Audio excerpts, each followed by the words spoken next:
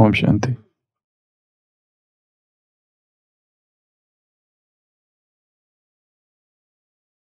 सावरा रे मारी प्रीत निभाजो जी। सावरा रे मारी प्रीत निभाजो जी।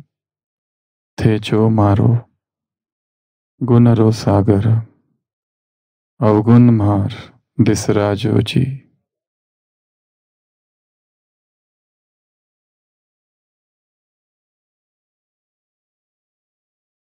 सावरा रे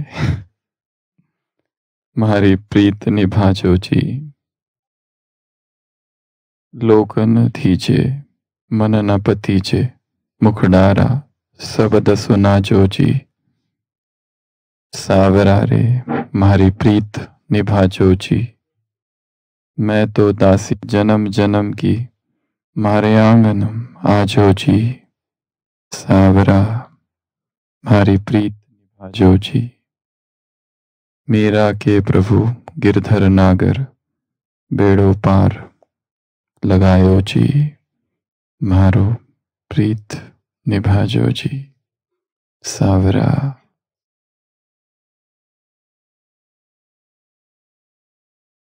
मीरा कह रही है, ये जो मारो अवगुण मारे, अवगुण माँ बिसराजो जी। मेरे अवगुण ले लो और मेरे अवगुण बिसराजो जी। सावरा मारी प्रीत निभाजो जी। समर्पण।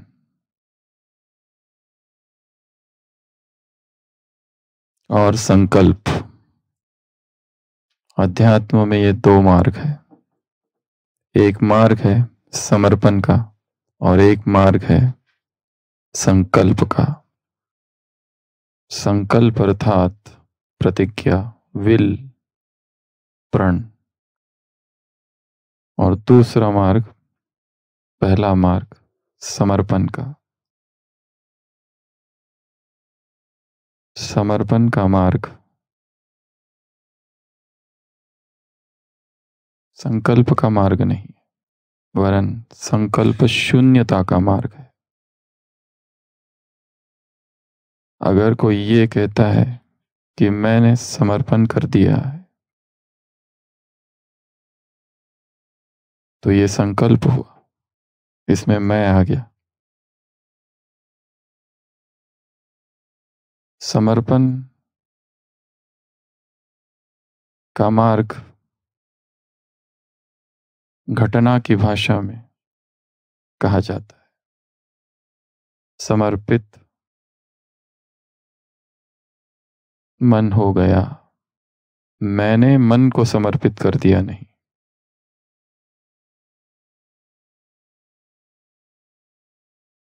घटना की भाषा हो गया। अगर करता हूं तो वो संकल्प है।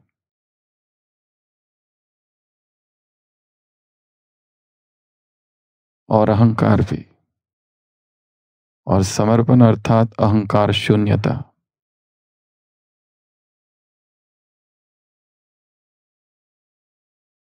संकल्प शून्यता। ये संकल्प कि मैं करता हूं, ये उसकी परिभाषा के ही विरुद्ध है। कि जो मारो गुनरो सागर, अवगुण मां बिसराजो जी। सावरा मारी प्रीत निभाजो जी। मीरा का मार्ग समर्पण का मार्ग है।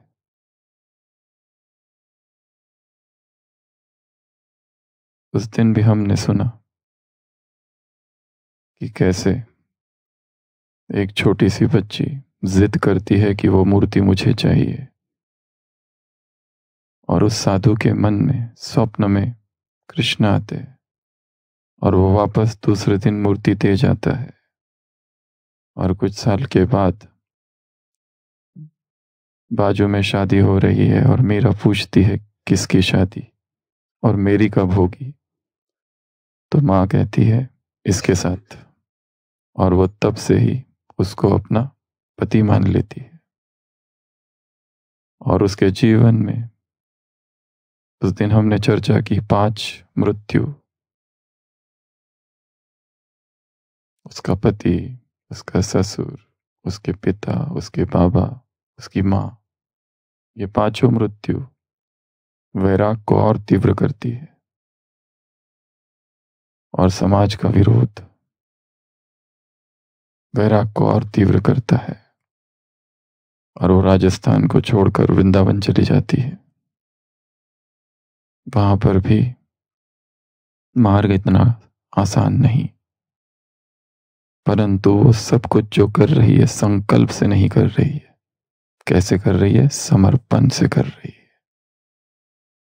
समर्पण का भाव है, और समर्पण की भाषा मैं की भाषा नहीं है। मैंने किया, मैंने अपने मन को समर्पित किया, मैंने अपने जीवन को समर्पित किया।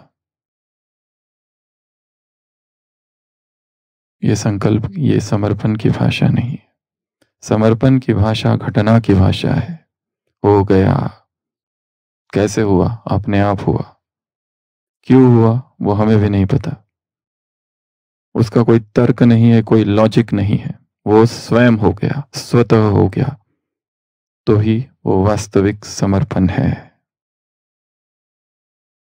और जब चेतना इस समर्पण की अवस्था में रहती है तो निरंतर एक हल्कापन रहता है, सतत एक हल्कापन, कोई भारीपन नहीं। संकल्प में भारीपन है, मुझे करना है, ये मेरा संकल्प है, इसमें जिम्मेदारी है। परंतु समर्पण में हल्कापन है,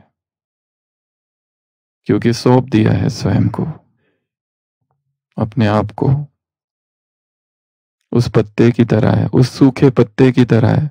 उसे कोई चिंता नहीं है, वो दक्षिण जाए या उत्तर जाए या पूरब या पश्चिम, जहां हवाएं ले जा रही है वहां वो पत्ता जा रहा है। जैसे घास पानी में जो उगती है, पानी इधर से आता है इधर झुक जाती है, इधर आता है इधर झुक जाती है।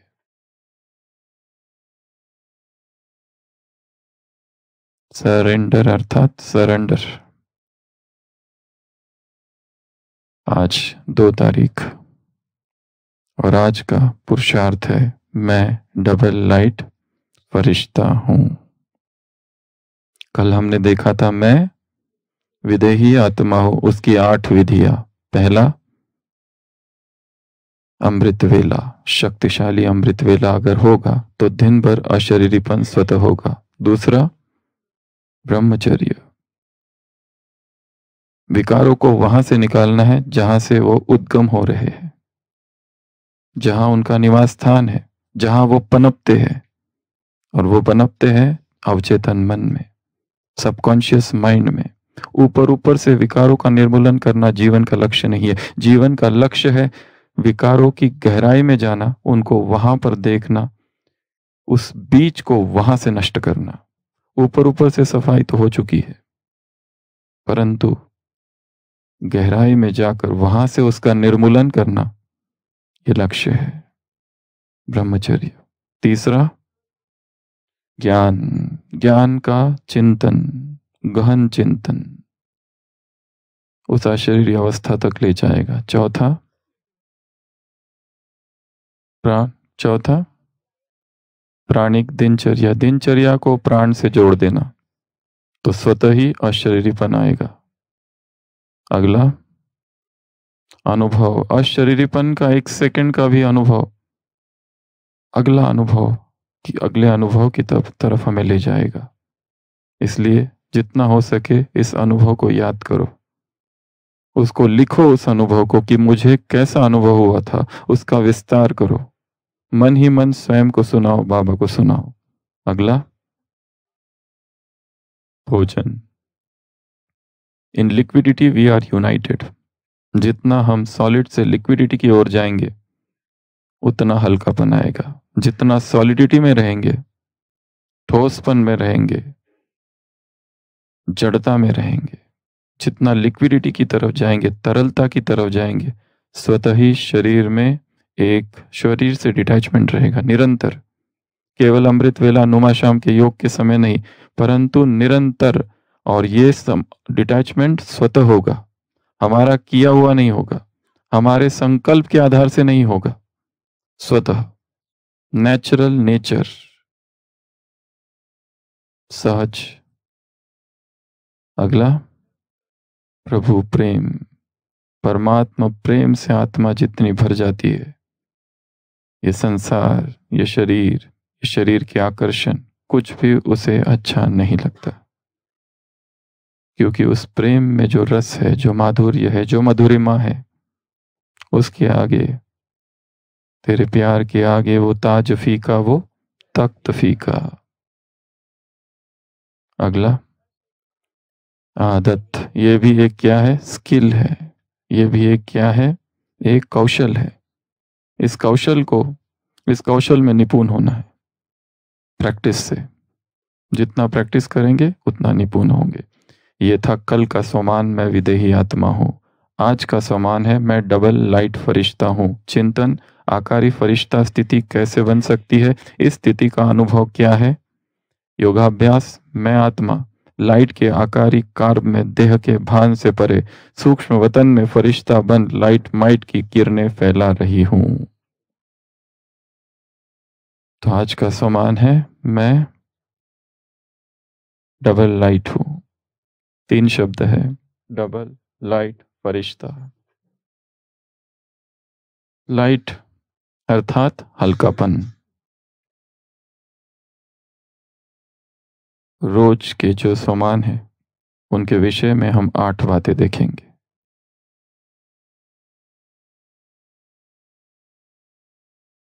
सबसे पहला, इस सम्मान का अभ्यास करने के लिए, अनुभव करने के लिए, या ये सम्मान स्वतः हो जाए, इसके लिए चाहिए समर्पण, आत्म समर्पण। तो ये हल्कापन स्वतः आएगा। जब तक मन का समर्पण नहीं, तब तक भारीपन रहता है। मैं कर रहा हूं, ये मुझे टचिंग आई है, ये मेरी टचिंग, मुझे बाबा ने ये कहा है, मैं है उसमें समाया हुआ, इसलिए वो टचिंग भी मिश्रित है। पहला है जो भारीपन है, कौन भारी कर रहा है? कोई व्यक्ति भारी कर रहा है, किसी के कमेंट्स, किसी का व्यवहार, किसी के शब्द, जीवन में हुई हुई घटनाएं, किसी का दुर्व्यवहार, कुछ तो है जो भारी किए हुए है मन को। और जहां भारीपन है वहां हल्कापन नहीं। अर्थात ये स्वमान भी अगर हम ले ले और इसको रटन करते रहे दिन भर, तो वो केवल तोता रटन होगा, अनुभव नहीं। हमें स्वमान का अनुभव करना है, और अनुभव के लिए उस स्वमान के साथ गहरे काम करने पड़ेंगे। केवल रटने से, लिखने से मात्र ये काम नहीं होगा। तो अभ्यास, पहला अभ्यास आज दिन भर कौन सा करेंगे? समर्पण का। और समर्पण कोई वन टाइम प्रोसेस नहीं है, एक बार कर लिया और हो गया जीवन भर के लिए। समर्पण प्रतिपल है, समर्पण प्रतिपग है, प्रति घड़ी है। समर्पण कोई घटना नहीं है, समर्पण प्रक्रिया है जो निरंतर चलती रहे। या फिर उससे भी आगे, समर्पण is not doing but being, एक अवस्था है। समर्पण चेतना की अवस्था का नाम है, ना कि कुछ करने का। कुछ करने गए तो वो समर्पण ही नहीं रहा, क्योंकि उसमें मैं कर रहा हूं आएगा। इसलिए कहा समर्पण की भाषा घटना की भाषा है। समर्पण की भाषा संकल्प की भाषा नहीं है। मैं करता हूं, मेरा संकल्प है। समर्पण समर्पण है। तो सबसे पहला समर्पण, निरंतर समर्पण, छोटी छोटी बात का समर्पण, जो मन में चल रहा है, आ रहा है, सब कुछ समर्पण। जैसे भक्ति मार्ग में कहते हैं श्री कृष्णार्पणम मस्तु, मीरा कहती है सावरा। किसको कह रही है? श्री कृष्ण को निक नेम दिया है, तुमने कुछ दिया है क्या शिव बाबा को? क्या हमने भी कोई नाम दिया है उसको? बाहर नाम होता है लंबा चौड़ा बाल कृष्ण, और घर में पिंटू चिंटू बालू। अपना बनाना है ना उसको, पप्पू मोंटू बंकू। उसने देखो क्या कर दिया, सावरे मारी प्रीत निभाजो जी,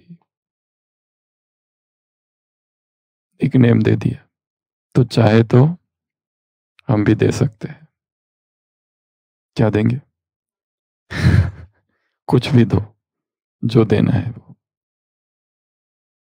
असंख्यात नावे तया देत लोक, परिनित्य तो सच्चिदानंद एक। चाहे किस भी नाम से पुकारो, भले वो कहता है मेरा एक ही नाम है, पर यदि तुम उसको किसी और नाम से पुकारोगे तो भी वो आएगा, क्योंकि तुम्हारे पास संपूर्ण परिचय है। इसलिए तो इस अवस्था तक आने के लिए क्या चाहिए? आत्म समर्पण, सरेंडर। और सरेंडर कैसा हो? नित्य हो, प्रतिपल हो,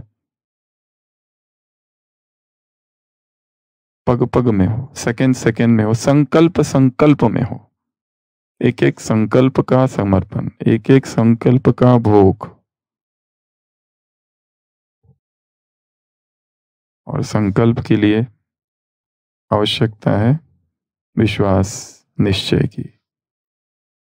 हम उसी के सामने स्वयं को अर्पित करते हैं जिस पर हमें संपूर्ण विश्वास हो।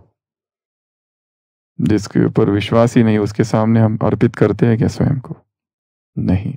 तो संकल्प जो है, समर्पण जो है, वो निश्चय पर आश्रित है। तो ये दोनों ही बातें हैं। अगर हल्कापन चाहिए, ये जो भारीपन है वो भारी क्यों हो रहे हैं हम? मैं की वजह से। मैं ही माया का दरवाजा है, सब मैं ही कर रहा हूं, मैं ही करूंगा, मैं ही करूंगा। कुछ उसको भी करने दो।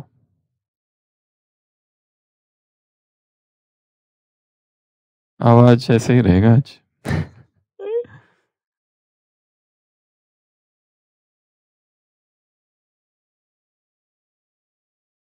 इलेक्ट्रॉनिक्स कभी भी फेल हो सकती है, इसलिए तैयार रहना है। एक बच्चा बहुत बीमार था और उसके पिताजी उसे वैद्य के पास लेके गए। घटना बहुत पुरानी है। उस वैद्य ने कहा इसे मैं ठीक कर सकता हूं, परंतु एक जड़ी बूटी की आवश्यकता है, और वो जड़ी बूटी यहां आसपास कहीं नहीं मिलती, तुमको ढूंढनी पड़ेगी।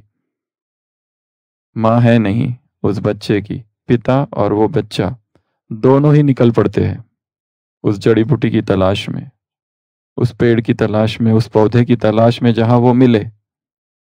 बहुत ढूंढते हैं, बच्चे की तबीयत ठीक नहीं है फिर भी बच्चा चल रहा है। और वो पिता और बाप दवाई की तलाश में यहां वहां भटकते हैं, जंगल की ओर पहुंचते हैं, निकलते हैं, पहाड़ कहां कहां नहीं जाते, थक जाते हैं, प्यास लगती है, देखते एक कुआं है एक गांव के पास। वो पिता उस कुएं से पानी निकालते हैं बकेट से, परंतु उसकी दृष्टि जाती है कि कुएं में जो पानी है वहीं पर वो पौधा है, और वही पौधा है जिसकी इन्हें तलाश थी। पर अब निकाले कैसे? क्योंकि वो जो कुआं है उसमें नीचे उतरने का कुछ मार्ग नहीं है, कोई मार्ग नहीं है, पैर रखने के लिए कोई जगह नहीं है। तो वो पिता क्या करते हैं, अपने बेटे को एक रस्सी से बांधते हैं, अपने बेटे को रस्सी से बांधते हो और उस बेटे को कहते तुम नीचे जाना, मैं ऊपर से खींचूंगा। और जब वो ये कर रहा होता है पिता, गांव के लोग इर्द गिर्द जमा हो जाते हैं, ये हो क्या रहा है, आश्चर्यकारक घटना हो रही है यहाँ पर पिता बिल्कुल ध्यान नहीं देता है। वो कहते हैं पिता से तुम क्या कर रहे हो, बच्चे को रस्सी में बांध कर कुएं में डालने वाले हो? वो कहता है हाँ।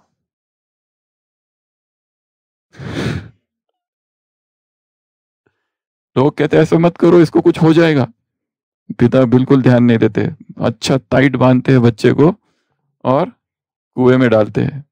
बच्चा नीचे जाता है, उसको कहते हैं वो देखो वहां है पौधा।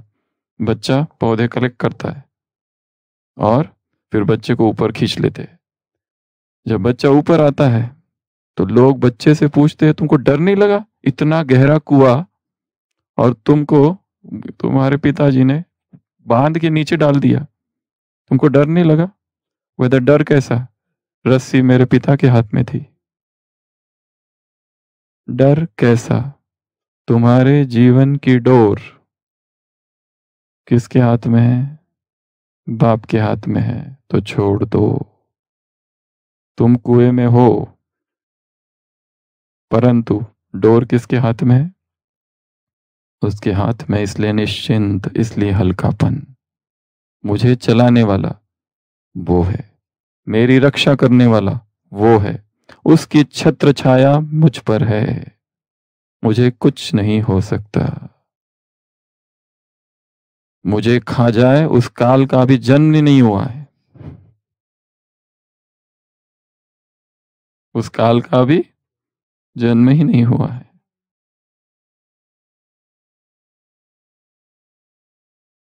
मैं निरंतर छत्र छाया में हूं, जहां जा रहा हूं मैं अकेला हूं ही नहीं।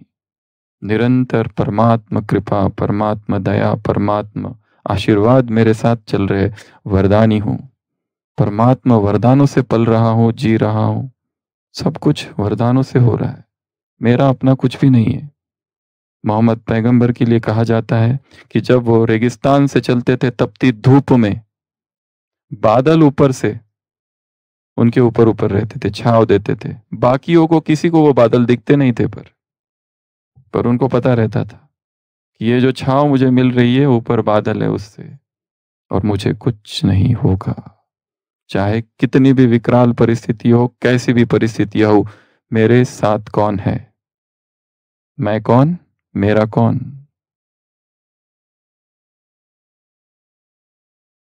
समर्पण कर दिया है, होई सोई जो राम रचि राखा। अब जो होगा सो होगा, मुझे डर नहीं। thy will shall be done, जैसी तेरी इच्छा। तो सबसे पहली चीज हल्का रहने के लिए क्या चाहिए? समर्पण। और ये कब करना है? ये कोई प्रक्रिया नहीं है, ये कोई समारोह नहीं है, ये स्थिति का नाम है। और दिन भर कई बार संकल्प संकल्प या विचार लाओ कि मेरे जीवन की डोर किसके हाथ में है? तेरे हाथ में। मेरे साथ कुछ भी, मेरा अहित हो ही नहीं सकता, अकल्याण हो ही नहीं सकता। मैं जहां पर भी रहूं, किसी भी समय, किसी भी परिस्थिति में और किसी भी स्थान में मेरा हित नहीं हो सकता। कितना अच्छा संकल्प है। मैं परमात्मा गोद में पल रहा हूं। तो सबसे पहली चीज हल्कापन के लिए क्या चाहिए? समर्पण कर दो। और बार बार करो, कई बार करो। सोते समय करो, उठते समय करो। आज का नया दिन अर्पित करता हूं, जो मुझसे सेवा करानी है आज करा लो। ये कितना अच्छा संकल्प है। सुबह उठते ही बाबा से क्या कहना? बाबा, आज मेरे द्वारा तुमको जो सेवा करानी है सारे दिन भर में करा लेना, उपस्थित है। नहीं करानी है तो मत कराना, तेरी इच्छा, जैसी तेरी इच्छा, जो तुझे अच्छा लगे। thy will shall be done, मेरी अपनी कोई इच्छा नहीं है।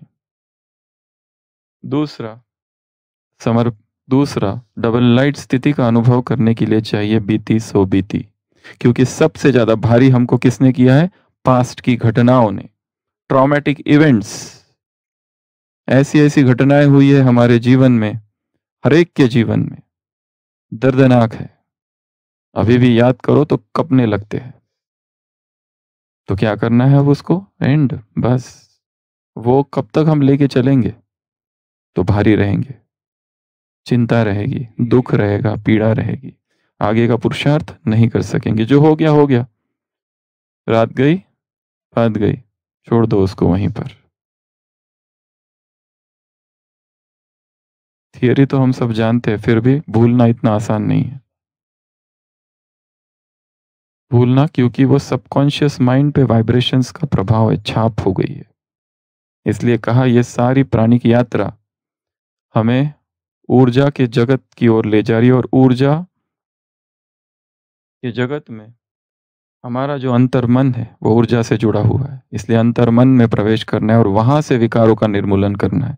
वहां पर इतनी सारी घटनाएं हुई है, हमारे स्वजनों के साथ लोगों ने बुरा व्यवहार किया है, हमारे साथ बुरा व्यवहार किया है, और वो सारी घटनाएं प्रिंटेड है। नया ट्रिगर आता है तो प्रिंट आउट बाहर आती है। फिर तो दूसरा है, जो हो गया हो गया। सबसे पहला, उसका वर्णन नहीं करना है किसी के सामने। यह हमारी आदत है कि हम क्या करते हैं, वर्णन करते हैं। चाहे कुछ भी हो गया अपने तक ही रखो उसको, नो डिस्क्रिप्शन। जैसे किसी का एक्सीडेंट हो जाता है, फ्रैक्चर हो जाता है, और उसको मिलने लोग आते हैं, तो वो क्या करता है, कोई मित्र आता है मिलने, अरे ये क्या हो गया, अरे क्या हुआ था, मैं वहां से जा रहा था, गाड़ी उधर से आ रही थी, फिर उसने ठोकर लगाई, गलती उसकी थी, और फिर मुझे गिरा दिया, और फिर मैं इधर आ गया, ये फ्रैक्चर हो गया। ये पहला व्यक्ति आया मिलने, उसको बताया।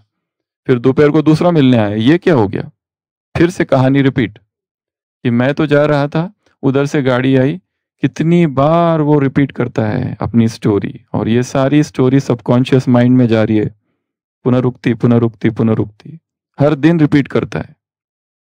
अच्छा हो कि अपना एक टेप बना के रख दो, जो भी मिलने आया कैसे हुआ, टेप ऑन, ये सुन लेना, ऐसे हुआ।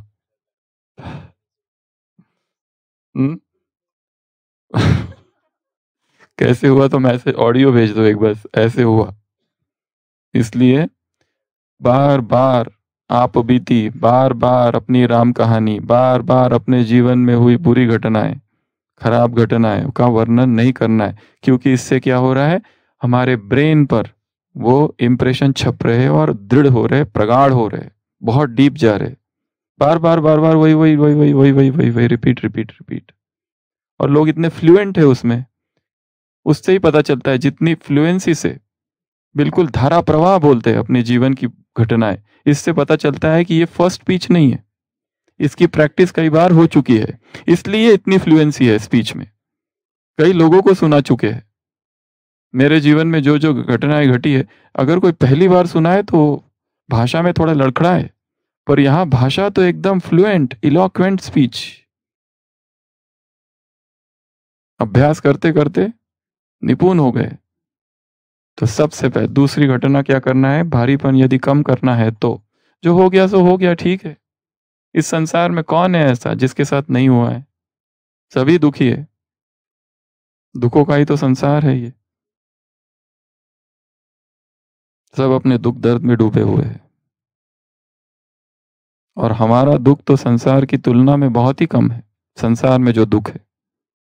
और ये भी कोई दुख है तुम्हारे, कमरा मेरा छोटा है, लोगों के पास घर नहीं है, कपड़े मेरे पास कम है, ठंड ज्यादा है, ऐसा है वैसा है। हम्म, बीती सो बीती। तीसरा, हल्का रहने के लिए चाहिए शुद्ध हृदय। जितना छल कपट करते रहेंगे, भारीपन रहेगा। षड्यंत्र जिसके मन में चलते रहते हैं, निरंतर षड्यंत्र, छल कपट छल कपट छल कपट, किसी को कुछ बोलेंगे, किसी को कुछ करेंगे, कमेंट्स करेंगे, क्रिटिसिज्म करेंगे, अपोजिशन करेंगे। ऐसा व्यक्ति चैन से सो सकता है क्या? स्वप्न में भी वही चलेगा, छल कपट छल कपट छल कपट। इसके लिए हृदय जितना शुद्ध होगा, जितनी भोलापन होगा अंदर भीतर, उतना ही हल्कापन रहेगा। यदि निरंतर मन प्लॉट करते रहेगा तो भारी रहेगा। इसलिए हमारी यात्रा ही निर्विकारिता की यात्रा है। विकारों को गहरे तलों से हटाना, निर्मूलन करना, निर्झरा करना, ये लक्ष्य है, डीप जाकर। इसलिए अगर हम छल कपट कर रहे, षड्यंत्र कर रहे, जादू टोना कर रहे,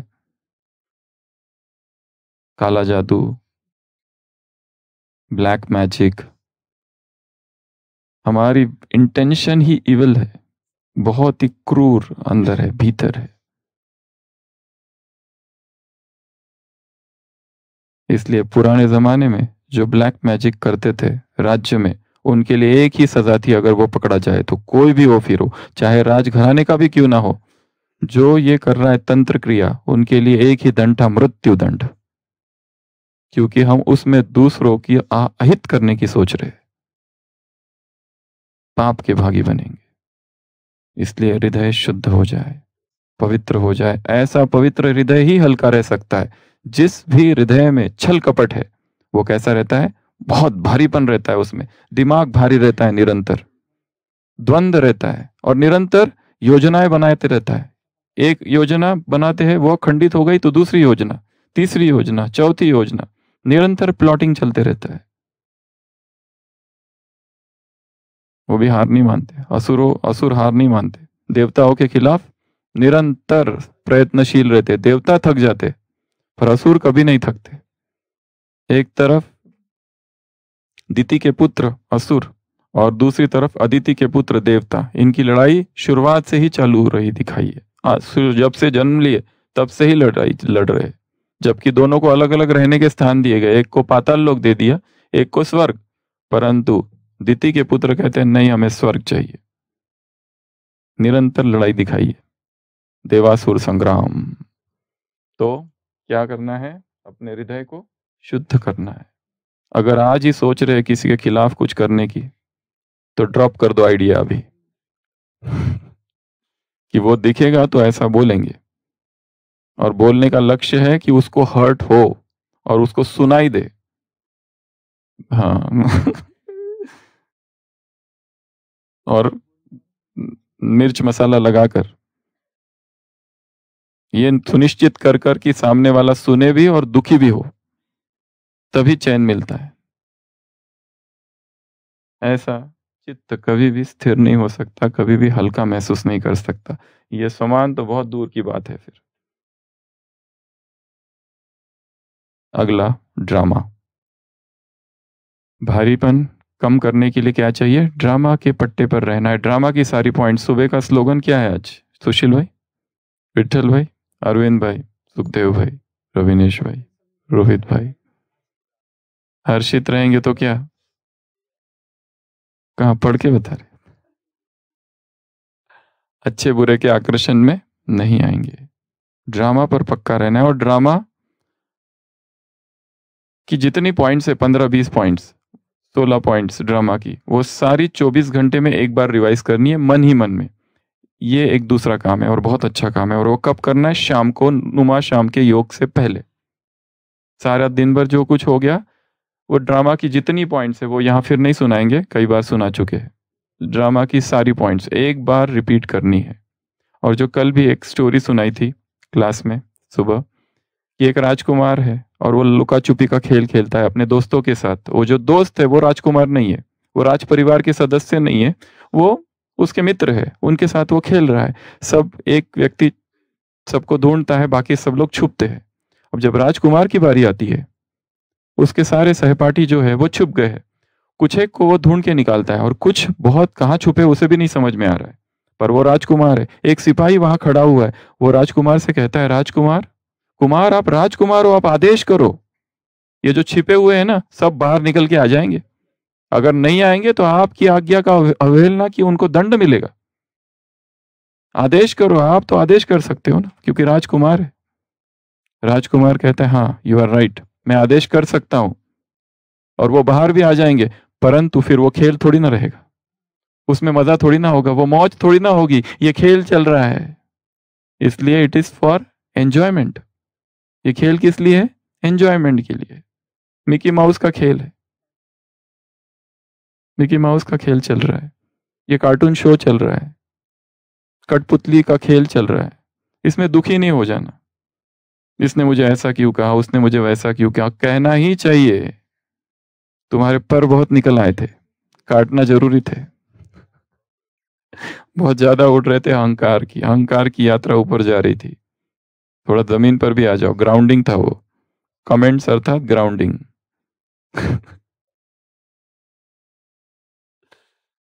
तो ड्रामा, ड्रामा की सारी पॉइंट्स याद करेंगे तो हल्कापन आएगा। ड्रामा भूलता है तो क्या हो जाता है? भारीपन। उसमें क्या आता है? मेरे साथ ही ऐसा क्यों हुआ? Why me? गाड़ी में 4 लोग जा रहे थे, गाड़ी का एक्सीडेंट हुआ, बाकी सबको खरोचे लगी, मुझे ही फ्रैक्चर क्यों हुआ? हमने कौन से पाप किए हैं? और बाकी पापी अच्छे घूम रहे हैं, और हम जो बचपन से पुण्य कर रहे हैं, सारी बुराई हमारे साथ ही होती रहती है। जो भी दुर्घटनाएं होती है हमारे साथ ही होती है, और दूसरों को दुख देने वाले आराम से खुशी खुशी चैन की नींद सोते हैं। हमको दुख देकर आराम से सो रहे हैं, और हम जो दुख ले रहे हैं वो दुखी होके ले रहे हैं। ये ड्रामा है, इसको एंजॉय करो, मौज के लिए है। अगला, हल्का रहने के लिए अगला है एक्सरसाइज करो, पिकनिक पर जाओ, खेल पाल करो, खेल कूद करो, तो हल्का मन रहेगा। एक ग्रुप है और उन ग्रुप के 2 लोगों के बीच में झगड़ा हो गया, तो क्या करना चाहिए? पिकनिक पर जाओ, वहां थोड़ा खेल कूद करेंगे ना, तो दोनों में दोस्ती अपने आप ही हो जाएगी। खेल खेल में जो भी है, परंतु ऐसी जो मीटिंग्स होती है, ऐसी जो खेल कूद होता है, उसमें क्या हो जाता है? वो मनोमालिन्य, मन मुटाव जो है वो सब भूल जाता है कुछ समय के लिए। इसके लिए बीच बीच में, मास में एक बार, 15 दिन में एक बार क्या करना चाहिए? थोड़ा सा घूमने जाना चाहिए। जब पता चले कि हमारे परिवार में या संगठन में बहुत गड़बड़ चल रही है, लोग एक दूसरे का मुंह देखना नहीं चाहते थे, झगड़ा हो रहा है, और सभी ज्ञानी है, कौन किसको ज्ञान सुनाएगा? तो ज्ञान सुनाना बंद करके क्या क्या करो? पिकनिक, मस्ती, मौज। तो इससे क्या हो जाएगा? हल्कापन आ जाएगा। मैं डबल लाइट फरिश्ता हूं, इसकी अनुभूति करने की विधि क्या है? खेलकूद। खेलकूद टेम्पररी रहेगा, परंतु फिर भी झगड़े की जो नफरत इस चोटी तक पहुंच गई थी कि बस एक दूसरे को मारना रह गया था, बस हाथापाई बाकी थी, वो भी मर्यादाओं के कारण रुके हुए थे। स्वामी विवेकानंद एक स्कूल में गए थे कभी, और देखा वहां के जो बच्चे ऐसे पतले दुबले लुकड़े, उनको कहा गया था धर्म पर प्रवचन को करो। उन्होंने प्रवचन में बोला, you will be more near to heaven by playing football then through the study of Bhagavad Gita. Bhagavad Gita को हटाओ, पहले फुटबॉल खेलो। पहले शरीर से तो मजबूत बनो, शरीर को शक्तिशाली बनाओ, बाद में देखना धर्म अध्यात्म। शरीर ही ऐसा है। What? Salvation will come to through football, not through Gita. तुमको अगर मुक्ति चाहिए तो इससे आएगा। You will be more near to heaven. तो क्या करना है? खेल पाल हल्का रहने के लिए जरूरी है, नहीं तो बहुत स्ट्रेस आ जाता है, टेंशन आता है। ज्ञान योग, ज्ञान योग, ज्ञान योग, ज्ञान योग, ज्ञान योग, ज्ञान योग, तपस्या तपस्या तपस्या तपस्या। ये तपस्या में भी चेहरे पर ऐसा लगता है, पता नहीं इनके चेहरे पर इतना भयंकर स्ट्रेस है और टेंशन है, किसी से बातें नहीं करते, बिल्कुल मौन में।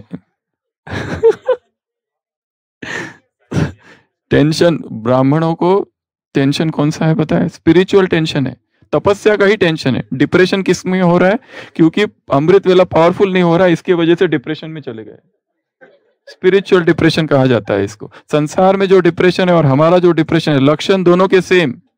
कल की मुरली में भी था, इच्छा नहीं होती, अच्छा नहीं लगता है, उदासी लगती है, पता नहीं सब कुछ ठीक चल रहा है फिर भी ऐसा क्यों लगता है। ये स्पिरिचुअल टेंशन है, क्योंकि टेंशन किसका है? पुरुषार्थ ही टेंशन बन गया है। अमृत वेला ही टेंशन है, मुरली याद रखनी है, बस इसी का टेंशन है। इनको याद रहती है, हमको नहीं याद रहती। हम क्या करें? इसके वजह से दुखी है, दूसरों से खुद दुखी है। खुद ज्यादा ये पुरुषार्थ ज्यादा कर रहे हैं, दूसरों के ज्यादा पुरुषार्थ करने से हमारा दुख दिन ब दिन बढ़ रहा है। 5 घंटा योग का टेंशन, मतलब ये अव्यक्त मास तो आना ही नहीं चाहिए।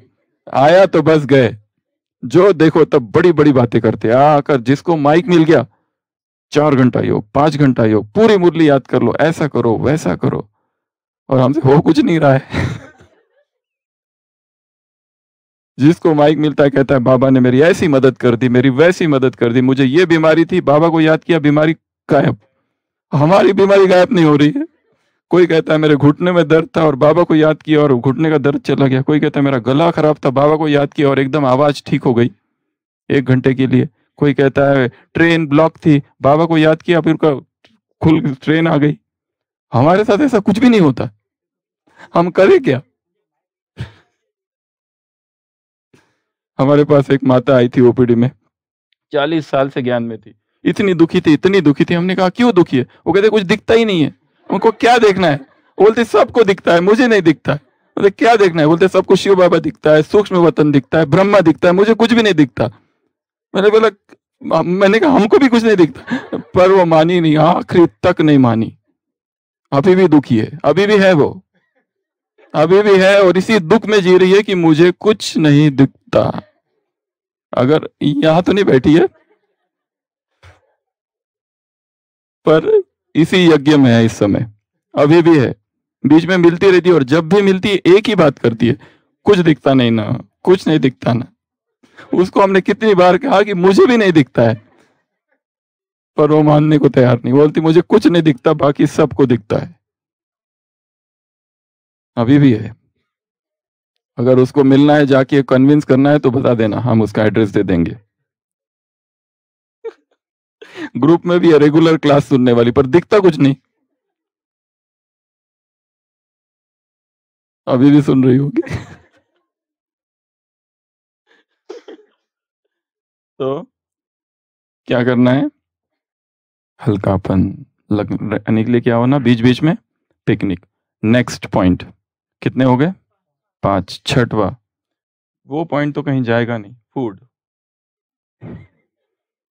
क्योंकि food is the turning point. Food is the turning point है ये। इसको बदल दो तो पुरुषार्थ बदल जाएगा, इसको बदल दो तो चेतना की स्थिति बदल जाएगी, इसको बदल दो तो सारा जीवन बदल जाएगा, इसको बदल जो भाव भावनाएं इमोशंस है फीलिंग्स है सब बदलेगा, पूरा जीवन ही बदल जाएगा। इसको बदल दो दिनचर्या बदल जाएगी। Food is the turning point, इसको भूलना नहीं है। इसलिए जितना हो सके भोजन जब तक भारी है तब तक मन भारी है। भोजन जैसे हल्का होना चालू हो जाएगा, अचानक एक हल्कापन आएगा और ये जो स्थिति है, मैं डबल लाइट फरिश्ता हूं, ये क्या होगा? अनुभव, परिणाम होगा, अपने आप होगा। हमें करना नहीं पड़ेगा, चलते फिरते वो सतत अनुभव होने लगेगा कि मैं फरिश्ता हूं, मैं फरिश्ता हूं।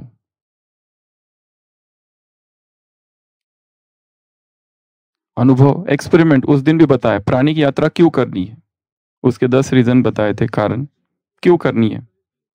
एंजॉय में एक कारण था क्यूरियोसिटी, करके देखो, ठीक लगा तो करना, नहीं तो छोड़ो, जबरदस्ती थोड़ी है, करके देख लो। If you agree do it, otherwise leave it. तो भोजन पर भी काम करते रहना है और उसके भी नियम बता चुके हैं। भोजन पर काम करना है, भोजन पर ही काम करना है, बाकी सारा पुरुषार्थ स्वतः हो जाएगा। बिल्कुल भी नहीं। उसके बाद में अगला,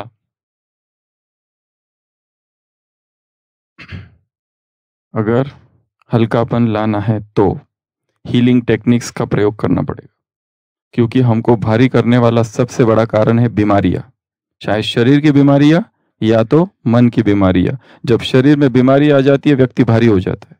अभी अभी पता चला कैंसर, कौन सा है पता नहीं, इन्वेस्टिगेशन चालू है, वो पूरा 2 मास व्यक्ति भारी रहता है जब तक पता ना चल जाए, और पता चलने के बाद फिर भारीपन, अब क्या होगा, अब क्या होगा, अब क्या होगा।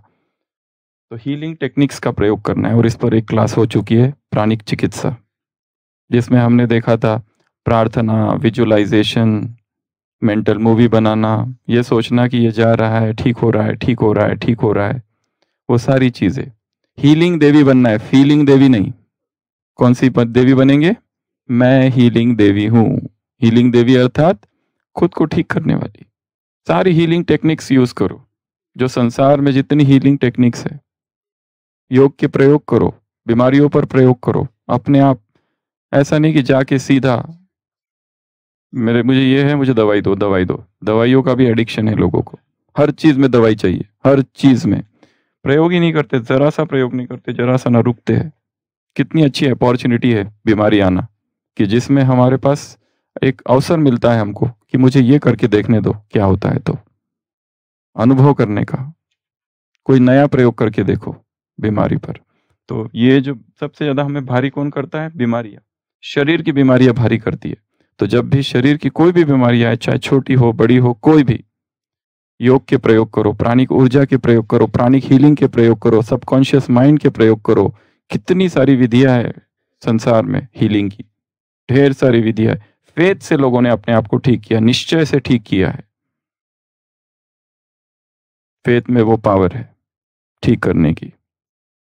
तो हीलिंग टेक्निक्स, ये भी एक विधि है। अगली और लास्ट, विजुअलाइजेशन, जो कि इस प्रयोग में दिखाया गया है, बताया गया है। क्या बताया गया है? मैं आत्मा लाइट के आकारी कार में देह के भान से परे सूक्ष्म वतन में फरिश्ता बन लाइट माइट की किरणें फैला रही हूँ। कोई भी विजुअलाइजेशन कर सकते हो। मैं डबल लाइट फरिश्ता हूँ, मैं लाइट हूँ, अर्थात मेरे अंदर लाइट ही लाइट भरी हुई है। अपने आप को देखो, चेहरा लाइट से भरा हुआ, आंखें लाइट, नाक लाइट, मुख लाइट, कान लाइट, हाथ पैर सब कुछ लाइट ही लाइट, लाइट ही लाइट।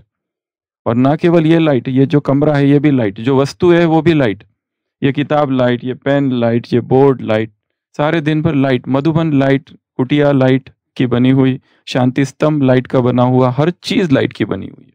ये सब लाइट ही लाइट है सारे।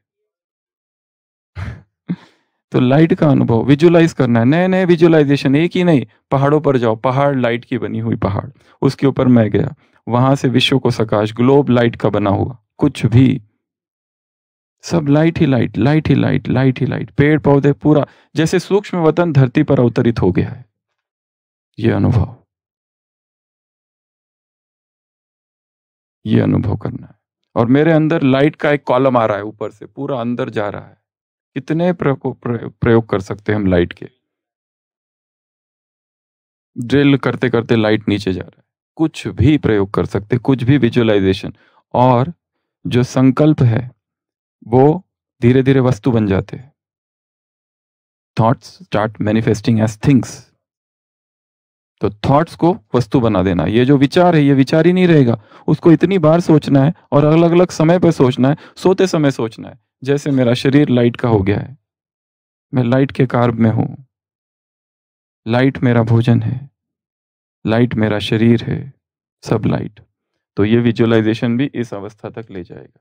तो कितने हो गए टोटल? 8 पॉइंट्स। पहला बताया क्या करना है?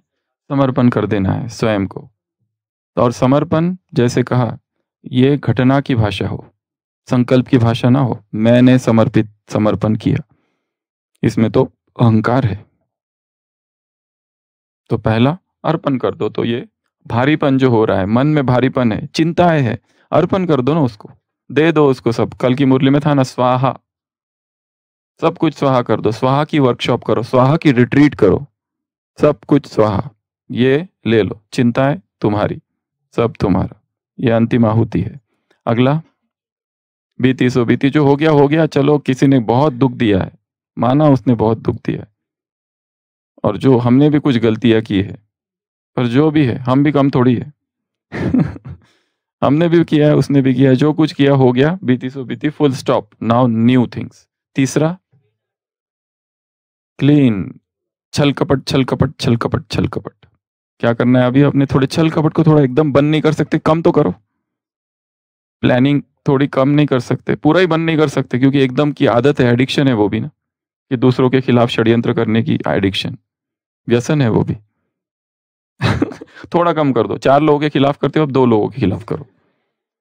फिर धीरे धीरे 2 के खिलाफ करते हो, अब 1 के खिलाफ करो। अब 1 के खिलाफ दिन में 4 बार करते हो, तो दिन में 2 बार करो। पर करो, मतलब धीरे धीरे करने का, नहीं तो शौक होगा, एकदम बेचैनी होगी। नहीं तो जिस दिन षड्यंत्र नहीं किया, अरे कुछ खाली खाली लग रहा है, क्या करे, किसके खिलाफ भी बोला नहीं, आज किसी से भी झगड़ा नहीं किया, बेचैनी हो जाएगी। क्योंकि धीरे धीरे, होले होले, योग ही नहीं लगेगा। अगला, ड्रामा। इस ड्रामा की सारी पॉइंट्स रिवाइज करनी है। अगला, एक्सरसाइज करना। पिकनिक, एक्सरसाइज करने जाओ, सब भूल जाता है। एक्सरसाइज करो, वॉक करो, रनिंग करो, जॉगिंग करो, स्विमिंग करो, कुछ भी करो, पर करो। स्केटिंग करो, स्केटिंग में जाओ, स्केटिंग करते करते स्विमिंग करो, फ्लोटिंग ऑन द वाटर, सब भूल जाता है। रिवर में स्विम करो, ओशन में स्विम करो, स्विमिंग पूल में स्विम करो, लेक में स्विम करो, कुएं में स्विमिंग करो, किधर भी करो, जिसको जो आता है जहां आता है वहां करो, परंतु करो जरूर। तो उससे भी भूल जाता है। एक भाई था, हम मिला था नदी, वो कहता है आधा लंबी नदी है, तो वो बोलते जब भी टेंशन आता हूँ ना नदी में कूद जाता हूँ, वहां तक जाता हूँ, वापस आता हूँ, 20 मिनट जाने को 20 मिनट आने को, 40 मिनट। वो स्विम ट्रेनर है, वो दूसरों को ट्रेन करने वाला, 40 मिनट में वो सारा टेंशन, क्योंकि पानी में बहुत ऊर्जा है। हम ऊर्जा पानी पानी से ले रहे, बहुत पावर आ जाती है और नेगेटिविटी सब चली जाती है, उसमें पॉजिटिविटी है, अर्थिंग भी होता है, बहुत सारी चीजें हो जाती है, हमारी पूरी टेंशन चला जाता है। तो swimming, exercise, walking, running, jogging, sun gazing, सब कुछ। और लास्ट फूड, फूड को हल्का करते जाओ, और हीलिंग टेक्निक और विजुअलाइजेशन। एक दो प्रश्न ले रहा हूँ, ये कल जो प्रश्न उत्तर का सेशन खोला था पिटारा, 100 से ज्यादा प्रश्न आ गए एक ही दिन में। मेरी उम्र 40 वर्ष है, कोई दवाई नहीं चल रही है, पेट थोड़ा अपसेट रहता था, कॉन्स्टिपेशन एक्सेट्रा, अब रोटी चावल दाल को बिल्कुल कम कर दिया, हटा दिया है, केवल सलाद और ग्रीन सब्जी 2 टाइम, वो भी कम मात्रा में लेता हूँ, और सब, और सुबह ग्रीन टी। क्या क्या हुआ? कॉन्स्टिपेशन ठीक हो गया, पेट ठीक हो गया, वेट कांस्टेंट है, नींद कम हो गई केवल 5 घंटे, आलस से नहीं, कोई थकान नहीं, एनर्जेटिक फीलिंग होती है, चेतना के स्तर में परिवर्तन, मन में गुड फीलिंग का स्तर बढ़ रहा है। थैंक्स। परंतु ध्यान रखना है वेट लॉस ना हो, नहीं तो इस जोश जोश में टू क्विक टू हाई नहीं जाना है, तो एकदम सब छोड़ दिया, तुरंत वेट लॉस होगा, और जब वेट लॉस होता है तो सोसाइटी की तरफ से जो प्रेशर आता है वो एक नेगेटिव इंप्रेशन क्रिएट करता है और आगे की यात्रा बंद हो जाती है। इसलिए ध्यान से डेली वेट चेकिंग चालू रहे, और धीरे धीरे धीरे धीरे कुछ सॉलिड रखो, कुछ लिक्विड्स रखो, कुछ डेंस रखो, कुछ लाइट रखो, दोनों रखना है, बैलेंस, कुछ शुगरी रखो, कुछ सॉल्टी रखो, बैलेंस, एकदम एक्सट्रीम में नहीं जाना है, नहीं तो क्योंकि शरीर को आदत नहीं है उसकी। दूसरा, कोई कह रहा है कि मेरा उम्र 64 है, मेरा डाइट फ्रूट्स है, वेजिटेबल्स, नट्स, एक टाइम कुक्ड खाता हूँ, सन गेजिंग करता हूँ, अर्ली राइजर हूँ, विंटर की वजह से सन गेजिंग नहीं हो रहा है, kindly clear more about sun gazing, how to sun gaze, इस पर एक पूरी क्लास हो चुकी है। Want to become breatharian, also want to know how to maintain strength of muscles.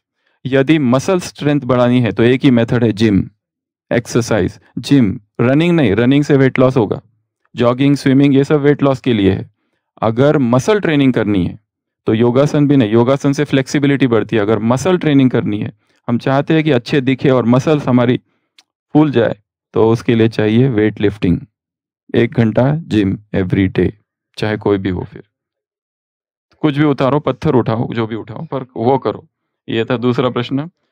कोई पूछ रहा है कि along with barefoot walking if I sleep on the sand while doing sun gazing is there extra benefit? Extra benefit ऐसा कुछ नहीं है, वो कह रहे हैं कि रेती पर खड़े रहने की बजाय रेती पर सो के सन गेजिंग कर सकते हैं, सन तो ऊपर आएगा उस समय, डायरेक्ट सुबह करना है, रात को शाम को करना है, दिन में नहीं करना है sun gazing, to be on the safer side. इस जर्नी में सबसे इंपॉर्टेंट चीज है सेफ्टी, अल्ट्रा सेफ्टी, पूर्ण तरह सेफ्टी। इसलिए कहा कि आज इन्होंने ब्लड टेस्ट नहीं किया है, आज खाली पेट सारे ब्लड टेस्ट जो कभी किया नहीं 1 साल में 6 मास में, वो कर लो एक बार, ठीक है। और बहुत सारे प्रश्न देखते रहेंगे, कई बार वो देखते हुए, कई बार मौसम बिल्कुल हल्का रहता है, ज़्यादा तेज़ नहीं होता है, तो 8:30 बजे भी कर सकते हैं, 9 बजे भी कर सकते हैं, डिपेंड करता है। और जिनको बीमारियां है वो घर के अंदर बैठ के भी कर सकते हो, नीचे ज़मीन में थोड़ी रेत डाल दो या मिट्टी डाल दो, उसके ऊपर खड़े रह के करो, अर्थिंग होनी चाहिए। पर ये हम देखते रहेंगे, 100 प्रश्न आ गए एक ही दिन में, आज देखते हैं कितने आते, धीरे धीरे।